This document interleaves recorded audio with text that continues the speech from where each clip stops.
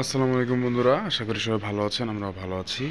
আজকে দেখেন যে আমি কবুতরগুলোকে খাবার দিতে আসছি। আমি আজকে আমার সবগুলো কবুতরই আপনাদের দেখানোর চেষ্টা করব। আয় আয় আয় আয় আয়, দেখেন সবগুলো কবুতর কিন্তু চলে আসবে। এই দেখেন মাশাল্লাহ। আসলে এই জোড়াটা আগে নামার কারণ হচ্ছে যে আমাদের যে এই জোড়াটা আছে, যেটা ছোট ভাই হুজাইফার যে মাদি, আমার যে কাকজি এবং এই খাকির একটা জোড়া ছিল, ওই জোড়া থেকে কিন্তু এই বাচ্চাটা পেয়েছিলাম। এটা আমি তারপরে নিয়ে আসছিলাম, এটার সাথে যে গিরিবাদের এই নটটা জোড়া দিছি। এখানে তো সবগুলো ওই উপরে আছে, এই কারণে কিন্তু এখন আসছে না। আসলে খাবার হয়তো আম্মু দিচ্ছে, এই কারণে তো খাবারের জন্য আসলে এই জোড়ার আমি এক জোড়া বেবি রাখছি।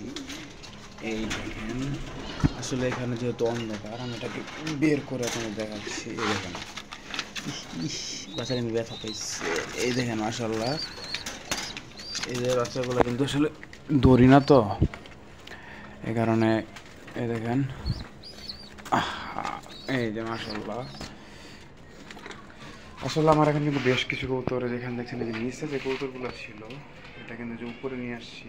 এখানে এই কবুতরটা ডিম দিয়েছে। ডিম দিয়ে এর আগে একটা ডিম দিয়েছিল, তখন নষ্ট করছে। এখন আবার ডিম দিচ্ছে, মাশাল্লাহ, দোয়া করবেন। এখানেও সবগুলো মোটামুটি মাশাল্লাহ ভালোই আছে। এখানেই দেখেন এই যে আমার যে নটটা, এগুলো কিন্তু আমার ঘরের বাচ্চা। এই যে নর, এগুলো কিন্তু আমার ঘরের নর বাচ্চা। আসলে এই কবুতরগুলো আসলে আমার প্রায় 5-6টা কবুতর চোখের সমস্যা হয়েছে, এই কারণে বড় কবুতর এখনও বিক্রি টিক্রি করি নাই, কিন্তু আছে সবগুলো। এখানে চিকিৎসা চলতেছে, দেখা যাক কী হয় ইনশাল্লাহ। দেখেন এই জোড়াটাও কিন্তু এক জোড়া বাচ্চা দিয়েছিল, আমি বাচ্চাটা বিক্রি করে দিছি। সামনে হয়তো রাখবো এই জোড়া, আসলে দেখি পারফরমেন্স কেমন। তারপর আসলে যেমন আমার যে যে এই জাতটা ছিল, এই জাতের আসলে এই জাতের কবুতরগুলোর আসলে রোগ প্রতিরোধ ক্ষমতা তেমন না। এর আগে যে মাটি দিয়ে করছিলাম, এই কারণে দেখেন আমি ভিডিওটার বেশি বড় করবো না, এখানে শেষ করে দিব। আশা করি সব ভালো থাকবেন। আসসালামু আলাইকুম, খোদা হাফেজ।